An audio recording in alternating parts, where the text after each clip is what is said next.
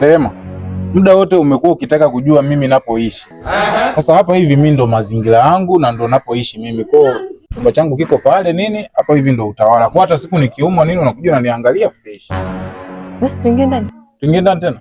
Hamna, tuishi tu hapa nje. Kwani kuna ubaya gani jamani tuishi hapa nje?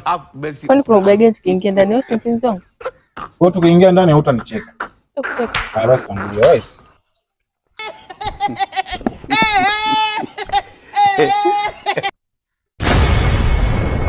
Sasa hapa hivi ndo mazingira yangu nini mimi napoishi.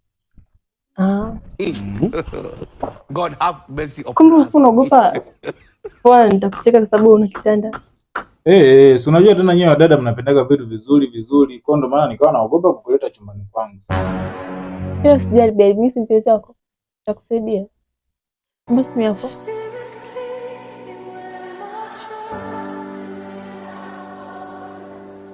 Hello. Kamo. Yes baby. Mbona acheki? Nilikuwa nasema hivi, leo ni birthday yangu. Kwa hiyo nilikuwa naomba hela shopping, maana marafiki zangu wote washapendeza, bado mimi tu. Unanitumia 500? My lord. Basi sawa. Asante. Namba yangu ile maana hii nimelazima kwa rafiki yangu. Asante. Penda. Hii tushipata kitanda. God have mercy upon us. Hello.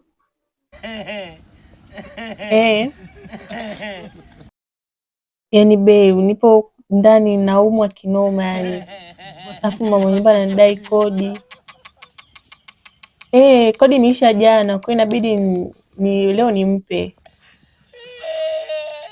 Ndio, alafu usisahau basi kunitumia na ile hela. Nikapime maana ninaumwa. 300,000 inatosha. Asante. Nakupenda. So babe, mimi nasitirishi.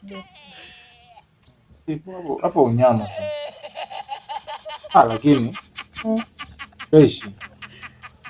Au unaonaje? Kuomba tu wazee, kwa hata mimi siku kinaona natembea na limshangaze fresh.